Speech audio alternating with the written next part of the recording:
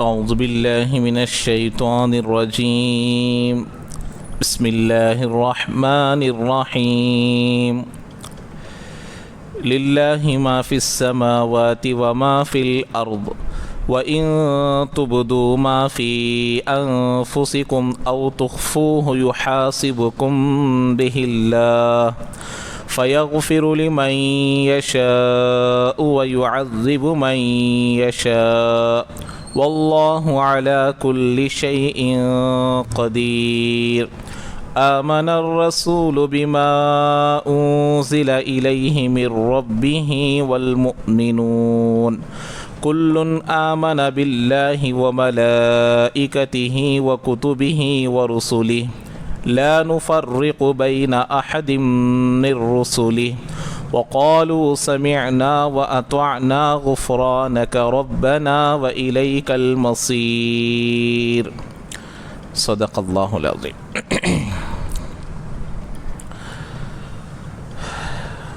تو گزشتہ آخری رکوع میں رکوع کا جو آخری آیت تھی، پورا رکوع 2 آیتوں پر مشتمل تھا، اس میں آخری آیت میں یہ مضمون گزرا تھا کہ جب آدمی دل سے کسی گواہی کو چھپاتا ہے فَإِنَّهُ آثِمٌ قَلْبُهُ وَمَن يَكْتُمْهَا، جس کسی نے گواہی کو، شہادت کو چھپایا تو اللہ تعالیٰ اس گناہ کو دل کے خرابی پر بول رہے ہیں کہ یقیناً اس کا دل برا ہے، اس کا دل گنہگار ہے۔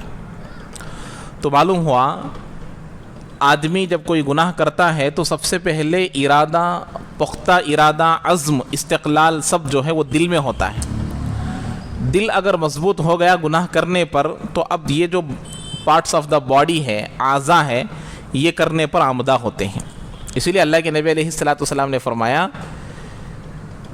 ان فی الجسد مضغہ، کہ جسم میں ایک گوشت کا لوتھڑا ہے، ٹکڑا ہے، اذا صلحت صلح الجسد کلہ، جب وہ بن جاتا ہے تو پورا جسم بن جاتا ہے، واذا فسدت فسد الجسد کلہ، جب وہ خراب ہو جاتا ہے تو پورا جسم خراب ہو جاتا ہے۔ الا، غور سے سنو، وہی قلب، وہ دل ہے۔ تو آخری جو خاتمہ ہوا آیت کا اسی بات پر ہوا کہ اس کا دل برا ہے، جس کی وجہ سے وہ گواہی کو چھپا رہا ہے۔ اس کا دل پختہ ارادہ کر لیا گناہ کرنے پر، اس لیے وہ گواہی کو چھپا کر گناہ کا ارتکاب کر رہا ہے۔ اس لیے سورہ حج کی آیت میں بھی ایک جگہ اللہ کے فرمایا، اللہ تعالیٰ نے فرمایا فَإِنَّهَا لَا تَعْمَى الْأَبْصَارُ وَلَكِنْ تَعْمَى الْقُلُوبُ الَّتِي فِي الصُّدُورِ، آنکھیں اندھی نہیں ہوتی، سینوں میں جو دل ہے وہ دل اندھا ہوتا ہے۔ اللہ تعالیٰ قرآن میں فرما رہے فَإِنَّهَا لَا تَعْمَى الْأَبْصَارُ، ارے آنکھیں دیکھ رہی ہیں، اچھا کیا ہے برا کیا ہے دیکھ رہی ہے، لیکن دیکھنے کے بعد بھی آدمی برے کاموں کی طرف چل رہا ہے، برے کاموں کی طرف جا رہا ہے، برے کاموں کو پکڑ رہا ہے۔ تو اللہ نے وجہ بیان کی وَلَكِنْ تَعْمَى الْقُلُوبُ الَّتِي فِي الصُّدُورِ، وہ دل جو سینوں میں چھپے ہوئے ہیں وہ برا ہو گئے، وہ اندھے ہو گئے ہیں، جس کی وجہ سے آدمی گناہوں کی طرف چلتا ہے۔ دل اگر روشن ہو گیا، دل اگر آنکھوں والا ہو گیا، اس لیے دل کے کانوں سے سننا، دل کی آنکھوں سے دیکھنا، جب دل صحیح دیکھنے والا بن جائے گا، دل صحیح سننے والا بن جائے گا، یہ ہاتھ، یہ پیر، یہ سب اس کے تابع ہو جائیں گے۔ یہ آنکھوں کا کوئی کمال نہیں ہے، دل کا کمال ہے۔ تو اسی لیے یہاں دل کے بات پر رکوع ختم ہوا تھا، تو اب اسی کے مطابق دل کے کون سے گناہ معاف ہونے کے قابل ہے، دل کے کون سے گناہ معاف نہ ہونے کے قابل ہیں، دل میں کیسے کیسے خیالات آتے ہیں۔ دل کو عربی میں کیا بولتے ہیں؟ قلب بولتے ہیں۔ قلب کا مطلب کیا ہے؟ پلٹنے والا، قلب یقلب سے کہتے ہیں، قلب مطلب الٹ پلٹ کرنے والا، ادھر ادھر ہونے والا۔ دل کی کیفیت یہی ہے، کبھی خوشی رہتا ہے تو کبھی غم، کبھی اچھا رہتا ہے تو کبھی برا ہو جاتا، کبھی خوشی میں رہتا تو کبھی غصے میں آ جاتا۔ تو دل ایک حالت پر نہیں رہتا، اس لیے اس کو قلب بولتے ہیں، پلٹنے والا۔ اس لیے دعا سکھلایا اللہ تعالیٰ نے، اللہ کے نبی نے، یا مقلب القلوب، اے دلوں کو بدلنے والے، ثبت قلبی علی دینک، میرے دل کو تیرے دین پر قائم رکھ۔ قدموں کو نہیں کہا، کس کو کہہ رہے ہیں؟ ارے دین پر کھڑنا ہے تو آدمی کھڑے گا نا، لیکن اللہ دعا کیا سکھلائے؟ یا مقلب القلوب، اللہ دلوں کو پلٹنے والے، دلوں پر حکومت کرنے والے ہمارے دل کو جما دے. کس پر؟ دین پر. دل جم گیا تو پیروں کا جمنا آسان، دل جم گیا تو آنکھوں کا جمنا آسان. اب آنکھیں دین پر نہیں جم رہی ہیں، بری چیزوں کو دیکھ رہے ہیں تو دل نہیں جما، اور دل نہیں جما تو کان بھی نہیں جمیں گے، پورے اعضاء نہیں جمیں گے، دل جمنا ہے. تو اسی لیے دعا سکھلائی گئی کہ دل کو جما دے، دل کو بٹھا دے دین پر. تو اسی دل کے متعلق کیسے گناہ ہو سکتے ہیں اس کا تذکرہ یہاں سے آ رہا ہے. سب سے پہلے 3 قسم کے گناہ ہے جو دل سے ہوتے ہیں. سب سے پہلا جو ہے صرف وہ گناہ جو دل سے ہی تعلق رکھتے ہیں، دل سے تعلق رکھتے ہیں، اس کا قول سے اور فعل سے کوئی تعلق نہیں، صرف دل میں ارادہ آ رہا ہے، برے برے خیالات آ رہے ہیں، بری باتوں کا ارادہ آ رہا ہے، لیکن آدمی انکار کر رہا ہے اس کو کراہت سے دیکھ رہا ہے، پسند سے نہیں دیکھ رہا. ارے ایسا نہیں کرنا، دل میں خیال تو آ رہا ہے، گناہ کا بھی خیال آ رہا ہے، بڑے بڑے گناہ کا ایسی باتوں کا تذکرہ بھی دل میں آ رہا ہے جس کا دوسروں کے پاس بیان کرنا بھی گوارا نہیں. دل پسند نہیں کرتا کہ بھئی میرے دل میں ایسے خیال آ رہے بول کے بولنا بھی پسند نہیں کرتا آدمی، ایسے خیالات بھی آ رہے. تو اللہ تعالیٰ اس قسم کے خیالات پر مواخذہ نہیں کریں گے، کیونکہ آدمی خود کیا کر رہا ہے، اس کو دور کرنے کی کوشش کر رہا ہے، لیکن بے اختیاری نہ چاہتے ہوئے بھی دل میں ایسے خیالات آ رہے ہیں. حدیث پاک میں آیا ایسے گناہوں کو اللہ کیسے معاف کریں گے؟ ان اللہ تجاوز عن امتی ما وسوست به. جو دلوں میں ایسے خیالات آتے ہیں جس پہ انسان کا کوئی اختیار نہیں ہوتا، تو اللہ تعالیٰ فرماتے ہیں ما لم تعمل به او تتکلم، جب تک ان باتوں پر عمل نہیں کر لیتا یا پھر اس کو بول نہیں دیتا اس پر مواخذہ نہیں ہوگا. جیسے دل میں خیال آیا کہ بھئی اللہ ایک نہ ہوتے کئی سارے ہوتے، دل میں خیال آ رہا لیکن کسی کے سامنے بیان نہیں کیا، بیان کر دیا، ارے بھئی ایک اللہ کے بجائے 2 خدا ہوتے تو اچھا ہوتا، اب مواخذہ ہوگا. دل میں نہ چاہتے ہوئے آیا اور اس کا انکار بھی کر رہا ہے، نہ چاہتا ہے، تو پھر اس کے اوپر کوئی گناہ نہیں ہوگا. یا پھر عمل کر لیا، دل میں کیا آیا، چلو بھئی کفر کر لیں گے، نافرمانی کر لیں گے، دل میں خیال تو آ رہا ہے کوئی بڑا گناہ کر لوں، دل میں آ رہا ہے لیکن آدمی نہیں چاہ رہا، لیکن عمل کر لیا تو مواخذہ ہوگا. یہ پہلی قسم ہے. صرف آ رہے ہیں، آدمی اس کو پسند نہیں کر رہا، نکالنے کی کوشش کر رہا، لیکن دوسروں کے پاس بولنا بھی مناسب نہیں ہے. تو اس کے بارے میں کیا اللہ کے نبی صلی اللہ علیہ وسلم کے پاس ایک صحابی آئے، انی احدث نفسی، میرے دل میں ایک ایسے خیالات آتے ہیں کہ لِأَنْ أَكُونَ حَمَمَةً أَحَبَّ إِلَيَّ مِنْ أَنْ أَتَكَلَّمَ بِهِ. اللہ کے نبی میرے دل میں ایسے خیالات آتے ہیں کہ میرا دل چاہتا ہے کہ میں جل کر کوئلہ بن جاؤں. یہ پسند ہے مجھے ان چیزوں کو بیان کرنے سے، بیان کرنا پسند نہیں ہے، جل کر کوئلہ ہو جانا مجھے پسند ہے، لیکن ان باتوں کا آپ کے سامنے تذکرہ کرنا مجھے پسند نہیں ہے. ایک صحابی نے کہا، اللہ کے نبی نے کہا الحمدللہ الذی رد امرہ الی الوسوسۃ، تمام تعریفیں اس اللہ کے لیے ہیں جو ان ایسے امور کو وسوسے پر رکھ دیا، یعنی وسوسے پر مواخذہ نہیں ہے. اب برا خیال آ رہا ہے، وہ صحابی بیان تو نہیں کرے، اللہ کے نبی انہوں خود بول رہے کہ ایسے خیالات آ رہے ہیں کہ بیان کرنا پسند نہیں ہے، جل کر کوئلہ ہونا پسند ہے. تو اللہ کے نبی نے کہا اللہ کی تعریف بیان کرو کہ ایسی باتوں کو اللہ نے وسوسے کا نام دیا اور وسوسے پر مواخذہ نہیں ہے.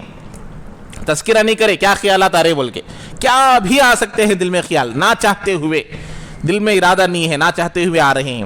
اسی طریقے سے ایک صحابی ہے، تمام بہت سارے صحابہ مل کر آئے، پوچھنے لگے انا نجد فی انفسنا ما یتعاظم احدنا ان یتکلم به. اللہ کے نبی بعض باتیں ایسے ہمارے دلوں میں آتے ہیں ان کو بیان کرنا ہم بہت برا سمجھتے ہیں، بہت برا سمجھتے ہیں، ایسے خیالات دل میں آ رہے ہیں، کیا کریں؟ تو اللہ کے نبی نے فرمایا اوا قد وجدتموہ، کیا واقعی تمہارے دلوں میں ایسے خیالات آ رہے ہیں جس کو بیان کرنا آپ لوگ بہت برا سمجھتے ہیں؟ صحابہ نے کہا نعم. اللہ کے نبی نے کہا ذالک صریح الایمان، یہ کھلی ایمان کی نشانی ہے، یہ پکے ایماندار ہونے کی نشانی ہے. کیوں؟ ارے دل تو برا سمجھ رہا ہے، ارے جس گناہ کو دل برا بول رہا ہے، وذالک ضعف الایمان، کہ بھئی دل میں تو بھی یہ خیال آ رہا ہے کہ اس چیز کو بیان کرنا مناسب نہیں سمجھ رہا آدمی، تو عمل کہاں سے کرے گا؟ یہ ہے ایمان کی دلیل. اسی لیے اللہ کے نبی صلی اللہ علیہ وسلم نے فرمایا جب تم کوئی نیکی کرو، مومن کی نشانی کیا ہے؟ اذا سرت کا حسنت کا وَإِذَا سَاءَتْ کا سیئت کا فَأَنْتَ الْمُؤْمِنُ، جب تمہاری نیکی تم کو خوش کرے، تمہارا گناہ تم کو غم میں ڈال دے، تم مومن ہو۔ لیکن آج ہمارا حال کیا ہو گئے؟ نیکی کرنے پر نہ خوشی ہو رہی ہے، گناہ کرنے پر نہ غم ہو رہا ہے، تو اس کی وجہ سے ہمارے مومن ہونے کی دلیل نہیں ہے ہمارے پاس۔ مومن پکا ہمارے اندر ایمان کی بیٹری آن ہے یا آف ہے، اس کو پہچاننے کا طریقہ اللہ کے نبی نے فرمایا۔ نیکی تجھ کو خوش کر دے، نماز پڑھنے کے بعد اطمینان حاصل ہو رہا ہے، دل خوش ہو رہا ہے، ذکر کرنے کے بعد دل میں ایک اطمینان حاصل ہو رہا ہے، تلاوت کرنے کے بعد ایک مزہ مل رہا ہے، ایک لذت حاصل ہو رہی ہے، تو سمجھو کہ آپ مومن ہے۔ گناہ کرنے کے بعد آدمی بے چین ہو جا رہا ہے، کیسی غلطی ہوگی میرے سے، نہ ہونا تھا، آدمی بہت گھنٹوں تک یہ غمگین ہے، بے قرار ہو رہا ہے، تو اللہ کے نبی نے کہا یہ مومن ہے، فَأَنْتَ الْمُؤْمِنُ، تو یہ مومن کی نشانی ہے۔ اسی طریقے سے یہ خیالات بسا اوقات شیطان کی جانب سے آتے ہیں۔ اللہ کے نبی نے فرمایا، یہ بھی حدیث مبارکہ ہے، اللہ کے یأتی الشیطان احدکم، تم میں سے کسی ایک کے پاس شیطان آئے گا، کیا کرے گا؟ فیقول من خلق کذا، اس کو کس نے پیدا کیا؟ دل میں خیال ڈالے گا، اور اتنا بڑا آسمان کس نے پیدا کیا؟ دل میں خیال ڈالے گا۔ اب آدمی کیا بولے گا؟ ارے اللہ نے بنایا کہتا۔ من خلق کذا، ارے اتنی بڑی زمین کو کس نے پیدا کیا؟ تو پھر آدمی کہے گا اللہ نے بنایا۔ بولتے بولتے حتی تقول من خلق ربک، یہاں تک دل میں خیال آ جاتا ہے کہ تیرا دل بولنے لگے گا اللہ کو کس نے پیدا کیا۔ یہ خیال کہاں تک جا رہا ہے؟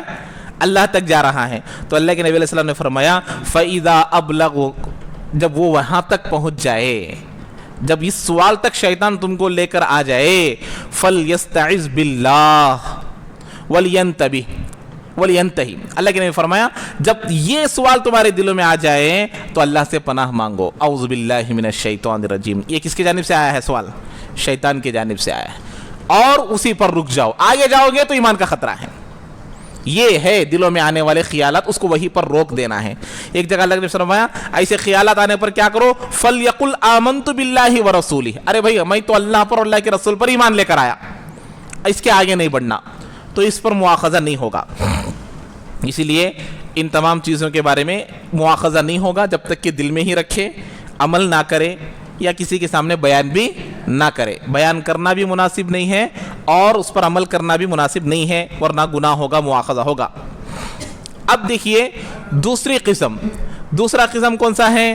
جن کا تعلق اقوال سے ہے، جن کا تعلق باتوں سے ہے، جن کا تعلق باتوں سے ہے۔ بات کیا ہے؟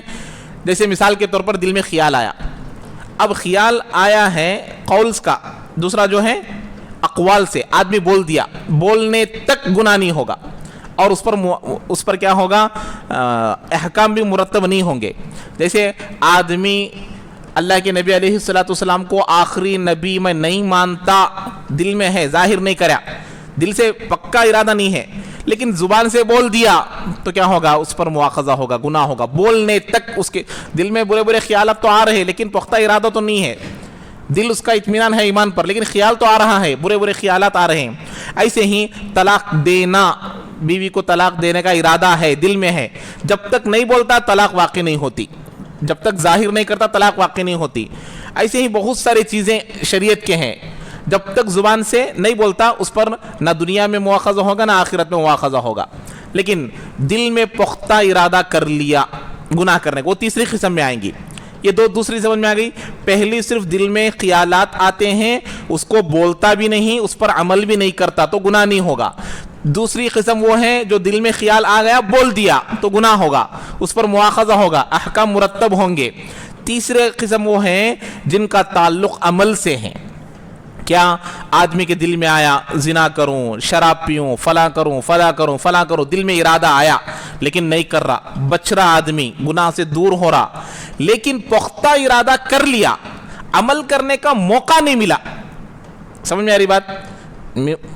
گناہ کرنے کا ارادہ پختہ ہو گیا دل میں، لیکن عمل کرنے کا موقع نہیں ملا، چانس نہیں ملا، تو اللہ کے نبی علیہ السلام نے فرمایا ایسے آدمی کو گناہ ہوگا۔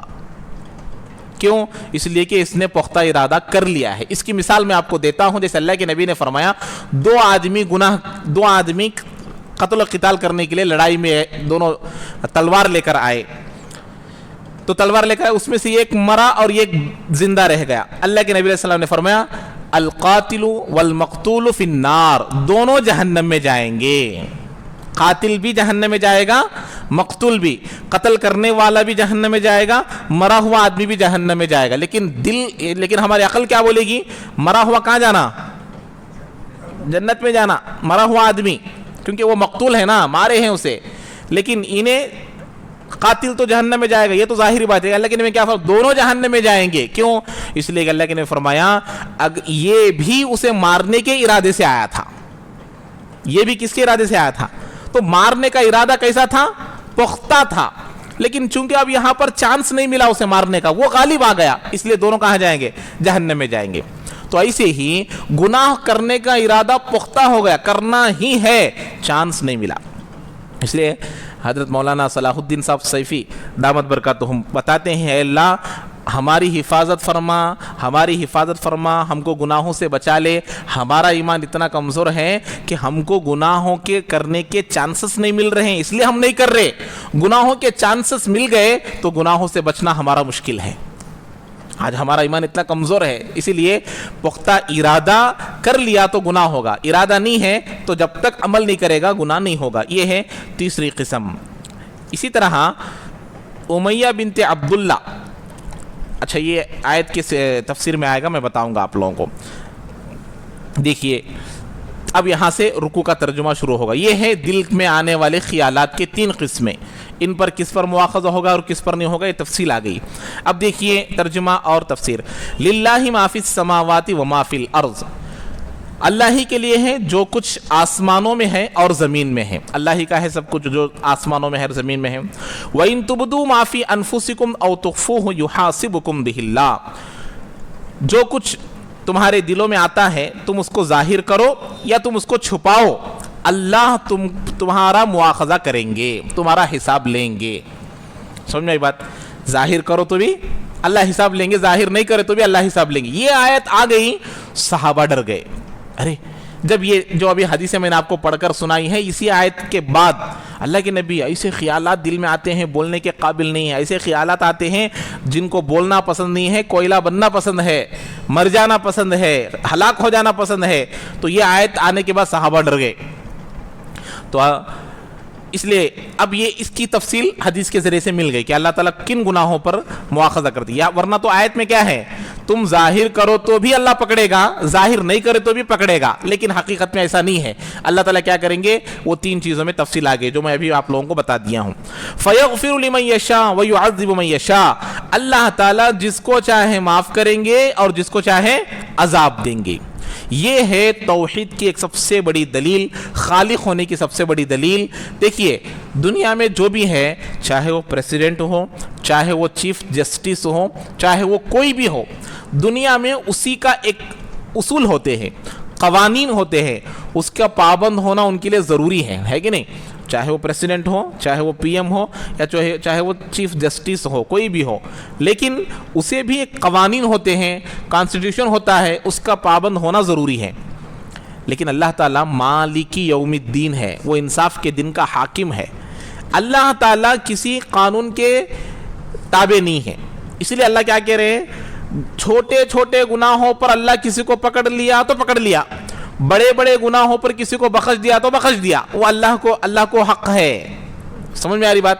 وہ کیونکہ وہ کون ہے؟ بادشاہ ہے، حاکموں کا حاکم ہے. اس لیے اللہ فرما رہے ہیں فَيَغْفِرُ لِمَن يَشَاءُ وَيُعَذِّبُ مَن يَشَاءُ وَاللَّهُ عَلَى كُلِّ شَيْءٍ قَدِيرٌ. اس لیے کہ اللہ تعالیٰ ہر چیز پر قدرت رکھنے والے ہیں. اللہ ہر چیز پر قدرت رکھنے والے. اللہ کو کسی کو اللہ کے بارے میں پوچھنے کا حق نہیں ہے. لا يسأل عما يفعل وهم يسألون. اللہ کو سوال نہیں کیا جائے گا لیکن اللہ سب کو سوال کریں گے. اس لیے اللہ کی جانب سے یہ فیصلہ ہے. اب دیکھیے آپ لوگ شروع میں پڑھ کر آئے سورہ بقرہ کی شروع میں. یہ سورہ بقرہ کی جو شروع میں ہے کچھ صفات بیان کیے گئے. اس میں کیا بیان کیا گیا کہ دیکھو وہ ایمان لے کر آتے ہیں ان چیزوں پر الذین یؤمنون بالغیب. سب سے پہلا شروع ہوا رکوع، اسی میں یہ بات آ گئی کہ وہ غیب کی باتوں پر ایمان لے کر آتے ہیں. کیا کیا غیب کی باتیں، اس کا تذکرہ یہاں آ رہا ہے. سمجھ میں آ رہی بات؟ سب سے پہلے رکوع میں جن باتوں کا تذکرہ آیا ان باتوں کی تفصیل آخری رکوع میں بھی اللہ کر رہے ہیں. الذین یؤمنون بالغیب، غیب کی باتوں پر ایمان لاتے ہیں. وہ غیب کی باتیں کیا کیا ہیں؟ آمن الرسول بما انزل الیہ من ربہ، ہمارے نبی حضرت محمد صلی اللہ علیہ وسلم ایمان لے کر آئے ہیں جو ان کے رب کے جانب سے ان پر نازل کیا گیا. قرآن نازل ہوا، احکام نازل، سب اللہ کے نبی مانے. اور والمؤمنون، تمام صحابہ بھی ان باتوں کو مانے. کیا کیا غیب کی باتیں کیا ہیں؟ کلن، وہ سب کے سب ایمان لے کر آئے اللہ پر. اللہ کو دیکھیں کوئی؟ ارے بھائی اللہ کو کوئی دیکھیں؟ نہیں، ایمان لے کر آ گئے. وہ ملائکتہ، فرشتوں کو کوئی نہیں دیکھے لیکن ایمان لے کر آئے. وہ کتبہ، اس سے پہلے تورات، زبور، انجیل، کئی سارے صحیفے آئے، دیکھے ہیں؟ نہیں دیکھے. نازل ہوتا ہوئے دیکھے کیا؟ نہیں دیکھے لیکن ایمان لے کر آئے. وہ رسولہ، صرف اللہ کے نبی کو دیکھے ہیں صحابہ، اس سے پہلے انبیاء کو دیکھے نہیں دیکھے. تمام نبیوں پر بھی ایمان لے کر آئے. یہ تفصیل ہو گئی بالغیب کی. شروع میں بتایا گیا وہ غیب کی باتوں پر ایمان لے کر آتے، آخری رکوع میں وہ غیب کی باتیں کیا ہے بیان کیا گیا. اور عذاب پر، قبر کی زندگی پر، آخرت پر، حشر کے میدان پر، جنت جہنم پر، سب غیب کی چیزیں ہیں، ان سب پر بھی یہ ایمان لے کر آتے ہیں. دوسری صفت ان کی کیا ہے؟ لا نفرق بین احد من رسولی، رسولوں میں سے کسی میں تفریق نہیں کرتے. رسولوں میں سے کسی رسول میں تفریق نہیں کرتے، انہوں بڑے انہوں چھوٹے ایسا نہیں کرتے. لیکن اللہ نے جو فضیلت دی ہے اس کو مانتے ہیں، لیکن رسولوں میں تفریق نہیں کرتے، چھوٹا بڑا کرنے کا یہ نہیں کرتے. اور کیا ہے؟ وقالوا سمعنا واطعنا، اور وہ کہتے ہیں ہم نے سن لیا اور ہم نے اطاعت کر لیا. وہ کیا ہے؟ اس کے بعد دیکھیے والذین یؤمنون بما انزل الیک وما انزل من قبلک وبالآخرۃ هم یوقنون، وہ آخرت کے دن پر ایمان لانے والے ہیں. ان کی صفت کیا ہے؟ سمعنا واطعنا، ہم نے سن لیا اور کیا کیا؟ اطاعت کیا. یہ دو چیزیں آنا ضروری ہے. نبی کی باتیں، اللہ کی باتیں قرآن میں آ رہی ہیں، سننا اور اطاعت کرنا، سن کر چھوڑنا مومن کی نشانی نہیں ہے. یہاں کیا بات بتا رہے ہیں؟ وقالوا، صحابہ، سمعنا، ہم نے سن لیا، واطعنا، اور ہم نے اطاعت کیا. اسی لیے آپ لوگوں نے دیکھا ہوگا سنی مسلمان بولتے ہیں، سنے ہیں؟ نہیں سنے؟ سنی. تو ایک مرتبہ میں نے ایک سنی سے پوچھا بھائی کئی کو بھائی آپ لوگ اپنے آپ کو سنی بولتے ہیں؟ تو انہوں نے بولے سن کو ایمان لائے وسلم کو سنی بولتے ہیں. سنی کیا بولتے ہیں؟ حقیقت میں یہ نہیں ہے، سنتوں پر عمل کرنے والا سنی ہے. کس پر عمل کرنے والا؟ ہاں، ورنہ تو سب سن کر ہی ایمان لے کر آئے ہیں. ارے بھائی اللہ ایک ہے، سننے کے بعد اتنا ایمان لے کر آئے. تو سنت پر عمل کرنے والے سنی ہے. اہل سنت والجماعت پورا نام، اسے شارٹ کٹ میں سنی بول دیتے. تو اصل میں سنی کا نام ہے سنتوں پر عمل کرنے والا. تو صحابہ سنت پر عمل کر کر دکھائے. کیسے؟ سنے پھر عمل کرے. تو سب سے پہلے سنی کہلانے والے کون ہے؟ صحابہ ہے. اور اس کے بعد جو صحابہ کے نقش قدم پر چلے گا وہ بھی سنی ہے. لیکن صرف سنی کا نعرہ بولے اور عمل نہ کرے تو پھر یہ سنی نہیں ہے. اہل سنت والجماعت کہلانے والے بھی وہی ہیں جو نبی کی اور صحابہ کی اتباع کرے. تو اسی لیے یہاں دو صفتیں بیان کی گئی صحابہ کی، سمعنا واطعنا، ہم نے سن لیا اور ہم نے اطاعت بھی کی. نبی کی باتوں کو سننا بھی، اطاعت کرنا بھی، دو باتیں. غفرانکا، دیکھیے اس کے بعد کتنی بہترین انداز میں بول رہے، اے اللہ ہم آپ سے بخشش طلب کرتے ہیں، معافی طلب کرتے ہیں، توبہ طلب کرتے ہیں. کیا مطلب؟ دل و جان سے ہم عمل تو کر رہے ہیں، دل و جان سے ہم نماز تو پڑھ رہے ہیں، لیکن اس میں کچھ خطا ہو جائے تو معاف کر دیجئے، غلطی ہو جائے تو معاف کر دیجئے. ورنہ ہماری حیثیت ایسی نہیں ہے، ہمارے لیے ہے سبق، ہماری حیثیت ایسی نہیں ہے کہ ہم اللہ کے احکام کو کما حق ہو ادا کر سکے. ارے بھائی نماز پڑھتے ہیں، نماز کی طرح ہے کیا؟ ہماری نمازیں ہمارے منہ پر مار دی جائے گی، ایسے ہیں. ہمارا حج ہمارے منہ پر مار دیا جائے گا، لیکن اللہ قبول کر لیں گے. اسی لیے بتایا جا رہا ہے اللہ ہمیں سن رہے بھی، عمل بھی کر رہے، توبہ بھی مانگ رہے. کیوں؟ معلوم نہیں کیسی ہوئی کہ نماز پڑھنے کے بعد آخر میں کیا بولتے؟ اللہم انی ظلمت نفسی ظلما کثیرا، اے اللہ میں نے اپنے آپ پر بہت ظلم کیا. کیا کریا؟ نماز جیسے پڑھنا تھا نہیں پڑھا، توبہ کر رہے ہیں، نماز کے بعد توبہ کر رہے ہیں، اللہ سے معافی مانگ رہے ہیں کہ اللہ نماز میں نے جیسا کرنا تھا نہیں کر سکا. تو یہاں پر وہی بتا رہے وقالوا سمعنا واطعنا غفرانک، रब्बना व इलैकल मसीर। क्यों? इसलिए कि सबको तुम्हारे पास लौटना है, तेरे सामने आना है अल्लाह, और तू पूछेगा, पूरी जिंदगी का हिसाब पूछेगा,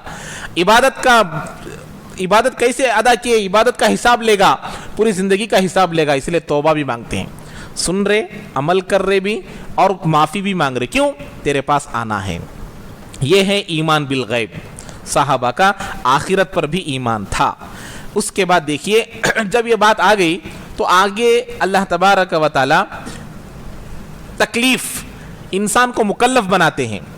एलिजिबिलिटी कि भाई इसके अंदर कितनी एलिजिबिलिटी है, जिसके पास जितनी ताकत है, कुव्वत है, उसी को वो अहकाम है, जिसके पास नहीं है उसे वो अहकाम नहीं है।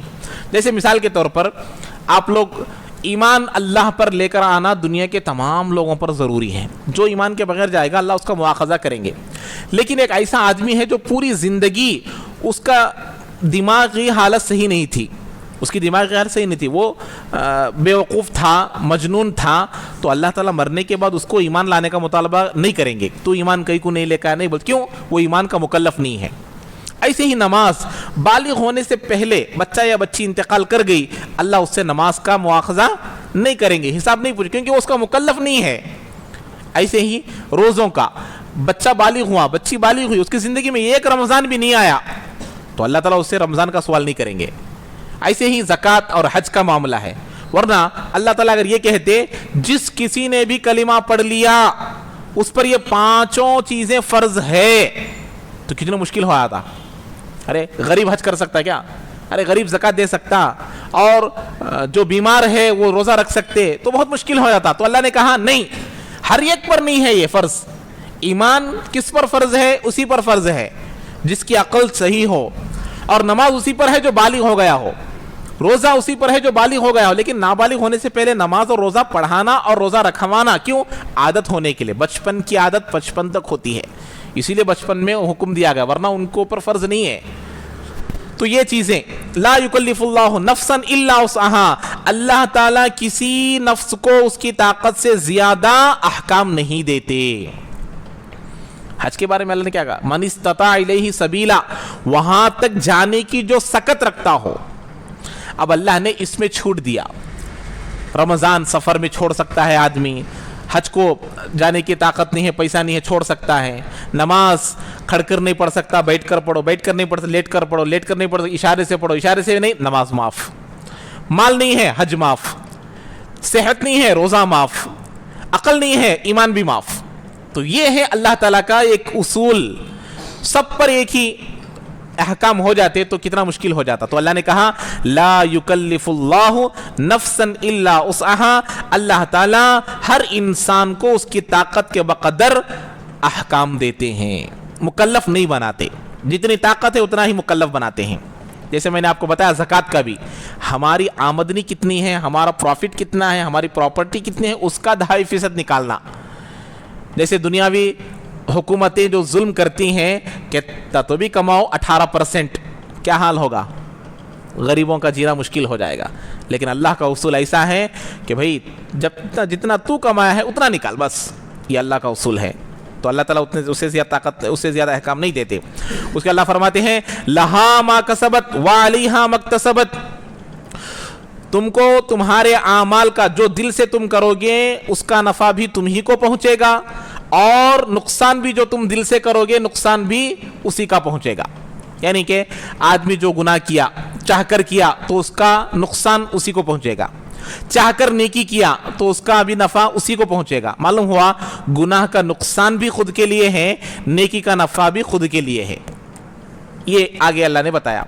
इसलिए आगे अल्लाह ने फरमाया अब ये फैसला हो गया कि दिल के कौन से गुनाहों का मुआखज़ा होगा।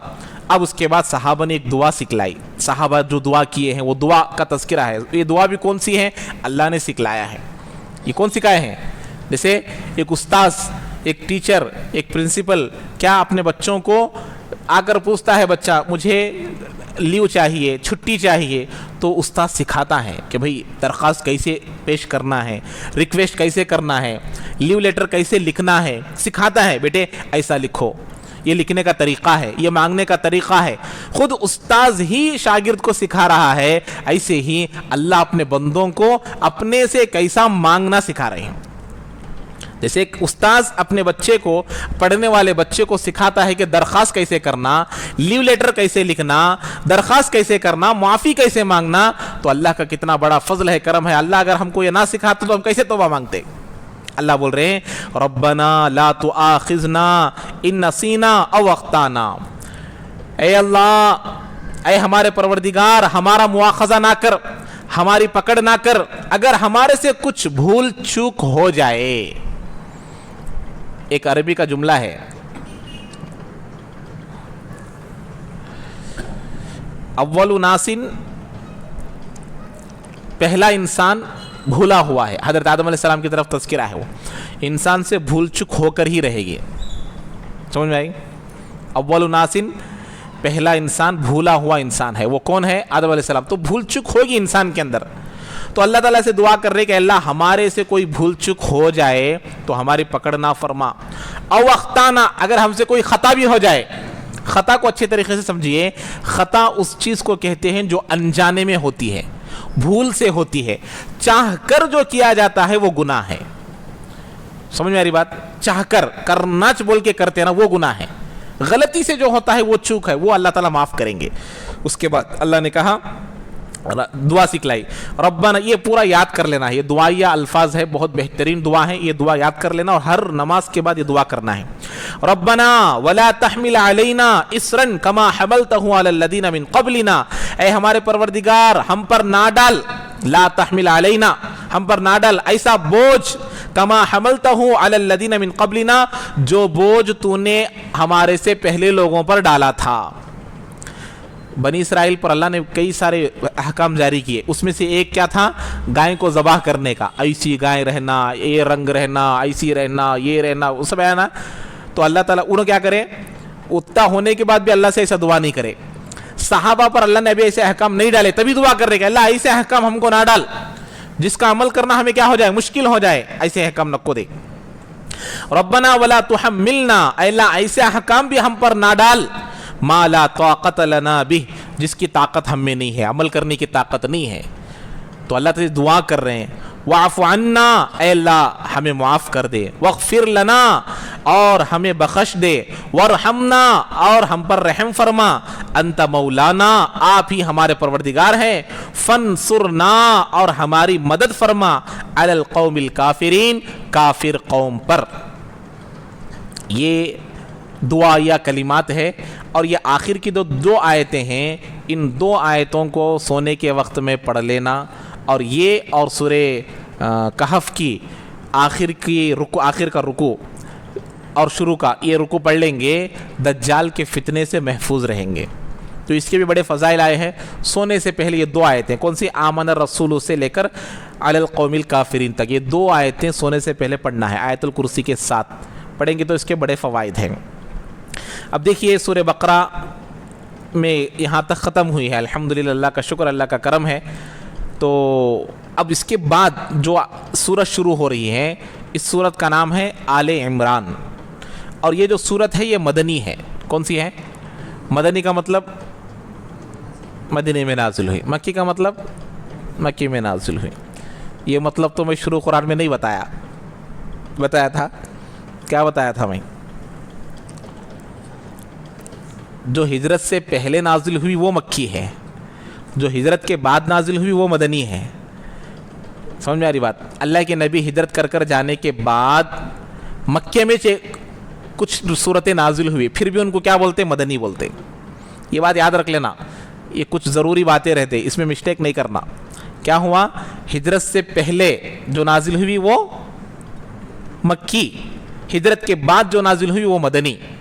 اللہ کے نبی ہجرت کر آنے کے بعد مکہ گئے، کسی کام سے گئے، جیسے عمرہ کے لیے گئے، کسی وجہ سے گئے، جنگ کے ارادے سے گئے، جب گئے نا وہاں کوئی صورت نازل ہوئی تو اس صورت کو کیا کہتے ہیں؟ مدنی بولتے ہیں، حالانکہ نازل کہاں ہوئی؟ مکے میں۔ کیوں؟ اس کے بعد ہجرت کے بعد نازل ہوئی۔ تو یہ سمجھنا کتنے ہیں مدنی مکی، معلوم ہے؟ معلوم نہیں ہے۔ 80 پر 6 مکی ہے اور 28 مدنی ہے، یہ صورتیں بھی یاد رکھنا ہے۔ بہرحال تو اب آل عمران جو یہ شروع ہو رہی ہے، اس کا نام آل عمران کیوں رکھا گیا؟ درمیان میں مریم अलैहिस्सलाम के वालिद साहब का नाम है ये, उनका तस्करा आएगा, इसी मुनासबत से नाम रखा गया। बकरा, दरमियान में गाय का तस्करा आया था, बकरा के माने गाय अरबी में, तो इसीलिए उस मुनासबत से वो नाम रखा गया।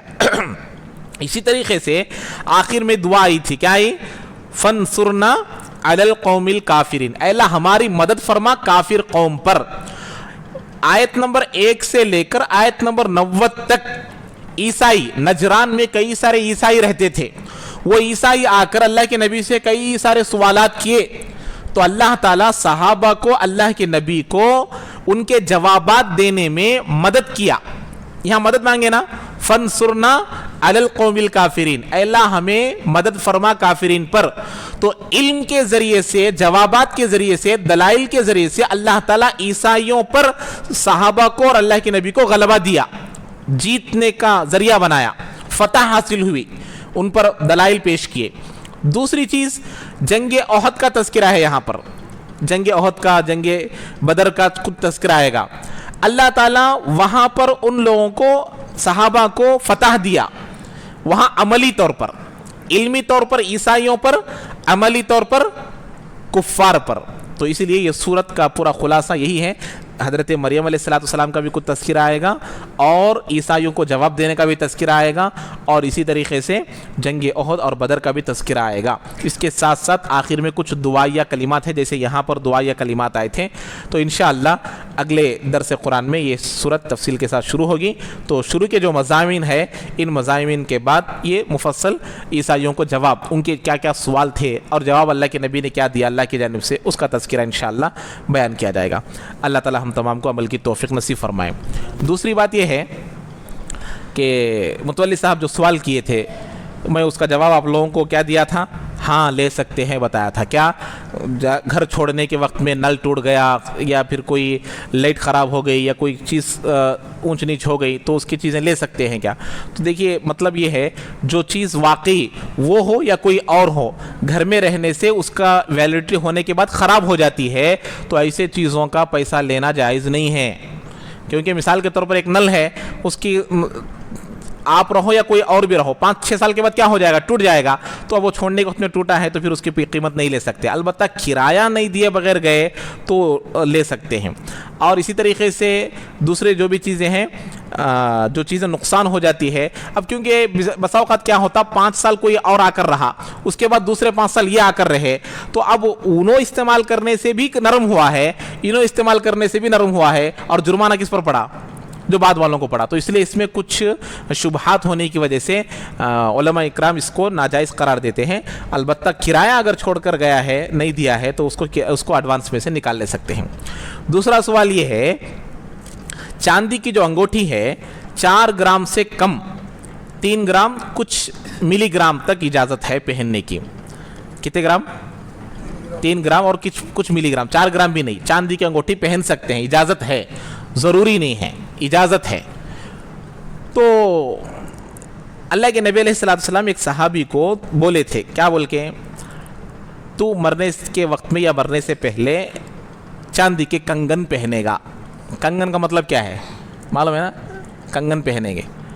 तो अल्लाह के नबी अलैहिस्सलाम जब ये बात वो सहाबी को बोले, तो अब ये बाज़ लोग इसको क्या दलील बनाते, तो अगर चांदी 4 ग्राम से कम पहनना है तो कड़ा कंगन ये 4 ग्राम तो नहीं बनते, और अल्लाह के नबी 2 पहनता का तो बोले ना, तुम कंगन पहनोगे, हाथों में कंगन पहनोगे, तो मालूम हुआ 4 ग्राम से भी ज़्यादा चांदी पहनना जायज़ है। तो अकल ऐसी दौड़ाते माशाअल्लाह इन लोगों को क्या बोलते, गिनीज दाखिले में जो इनाम मिलता वो इनाम देना। समझ में आ रही बात? हालांकि हुक्म है, फतवा है, दलील है, अहादीसें हैं, मसला है कि मर्द इतना ही पहन सकता है। तो अकल यहाँ तक गई कि अल्लाह के नबी एक सहाबी को बोले कि तू कंगन पहनेगा, तो जब कंगन पहनेगा एक भी मुराद ले लेंगे, 4 ग्राम में कंगन नहीं बनता, तो कैसा? समझ में आ रही बात? तो फिर इसका जवाब ये है कि देखो अल्लाह के नबी शरीयत के शारे हैं। शारे का मतलब शरीयत को खोल खोल कर बयान करने वाले। جب تک اللہ کے نبی صاحب شریعت بولتے ہیں، اللہ کے نبی کو، وقت کے نبی کو کیا بولتے ہیں؟ صاحب شریعت بولتے ہیں. اور صاحب شریعت کو رہنے تک دین میں یا اللہ کے احکام میں یا قرآن کی آیتوں میں نسخ، کچھ آیتیں ناسخ اور منسوخ ہے، کچھ آیتیں اللہ تعالیٰ عمل پڑھنے کے لیے رکھا ہے، عمل نہیں، کچھ آیتیں حذف کر دیا اللہ تعالیٰ لیکن عمل ہے، ایسے کچھ آیتیں ہیں. تو اللہ کے نبی جب تک زندہ ہے کچھ اونچ نیچ ہو سکتی ہے. اور اللہ کے نبی بھی ایک مخصوص آدمی کو بولے ہیں کہ تو پہنے گا. جیسے ایک مثال کے طور پر اللہ کے نبی نے ایک صحابی کو کہا کسی جنگ میں کہ تو آخر میں دودھ پیے گا. سنے ہیں؟ تو چلو جب دودھ پیے گا بولے تو دنیا کا ہر مرنے والا دودھ پینا نا، ارے پینے گا، کیسا مرنا ویسا مرتا، اس کے حساب سے مرتا. تو دودھ پینے اللہ کے نبی جب ایک آدمی کو بولے، ایک صحابی کو بولے کہ تو آخر میں دودھ پیے گا، تو ہر آدمی کے لیے لازم ہے کہ دودھ پی کر مرے. تو وہ عقل وہاں نہیں گئی، یہاں گئی ہے. تو اسی لیے مناسب نہیں ہے، جائز نہیں ہے. جتنا حکم دیا گیا ہے اتنا ہی پہننا مناسب ہے. اس سے زیادہ پہننا وہ مرد کے لیے جائز نہیں ہے. سونا تو بالکل جائز نہیں، چاندی اتنا پہن سکتے ہیں. اللہ تعالی ہم تمام کو عمل کی توفیق نصیب فرمائے.